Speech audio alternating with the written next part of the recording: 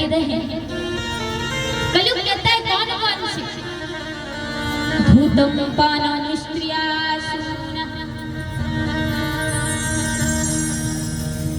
बोले जो ताश पत्ते खेलता है उसमें कलयुग का वास होगा, जो परिस्त्री गमन करता है उसमें कलयुग का वास होगा, जो शराब मदना मच्छर करता है उसमें कलयुग का वास होगा,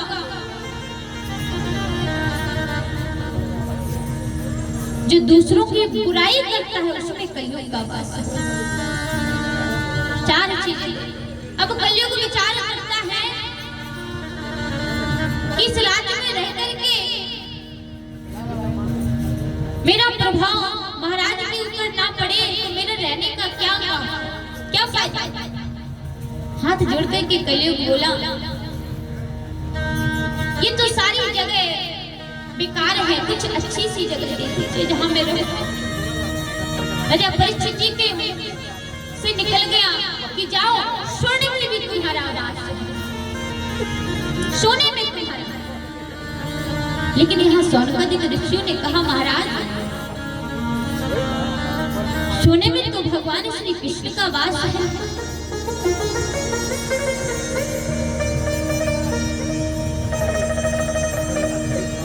आज महाराज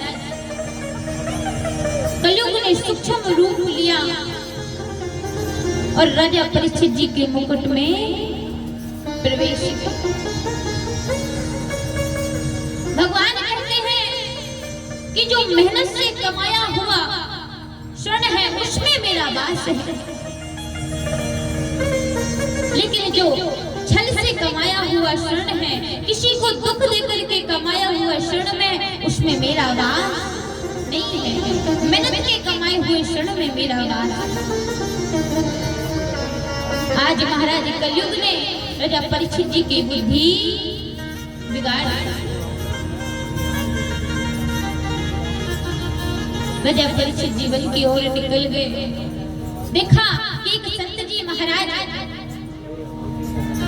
भजन करते हैं, पास पहुंचे और कहते हैं महाराज जी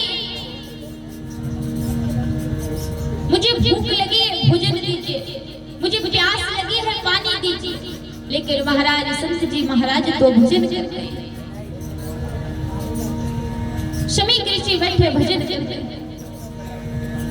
राजा परीक्षित जी को क्रोध आया और अपनी तलवार से एक वहीं पर मरा हुआ एक सर्प पड़ा था, उस सर्प को अपनी तलवार की नोक से उठाया और शमी ऋषि के गले में डाल दिया और डाल करके वहां से महल चले आए। शमी ऋषि के पुत्र है श्रृंगी ऋषि। श्रृंगी ऋषि जैसे आश्रम में आए, आकर के देखा कि पिताजी के गले में मरा हुआ सर्प कौन डाल करके चला गया। क्रोध आ गया और कमंडल से जल लिया और श्राप दिया।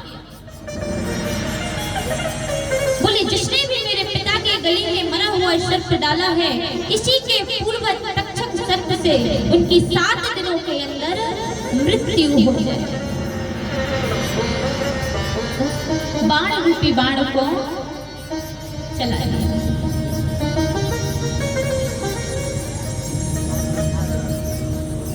आज महाराज शमी ऋषि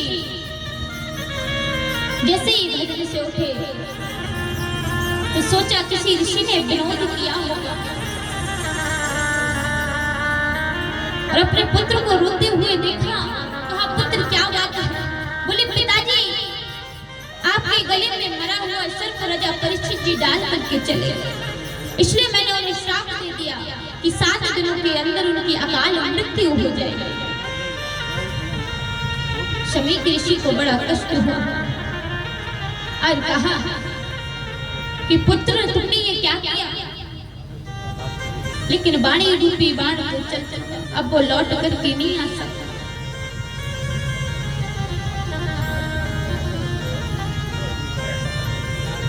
शमी ऋषि ने अपने छोटे से पुत्र शिष्य को भेजा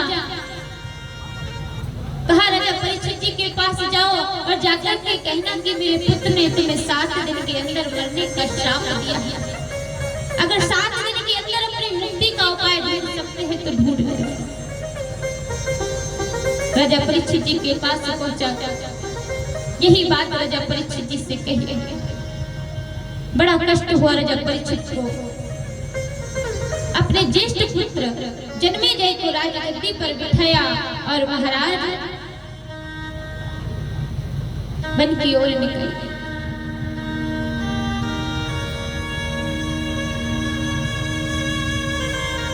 और आज महाराज राजा परीक्षित जी की मुक्ति का कोई उपाय न ढूंढ पाया।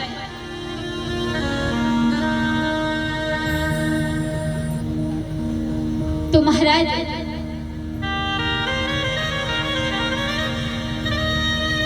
राजा परीक्षित जी भगवान का भजन करते हैं।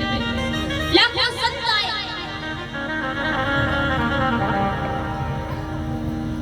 कलयुग का प्रभाव है महाराज। कलयुग जिसकी बुद्धि में बैठ जाए उसकी भ्रष्ट कर देता है। आज महाराज बड़े बड़े संत राजा परीक्षित जी से मिलने के लिए आए, लेकिन महाराज ये कोई निर्णय नहीं कर पाया है कि 7 दिन के अंदर कैसे राजा परीक्षित जी को मुक्ति मिलेगी।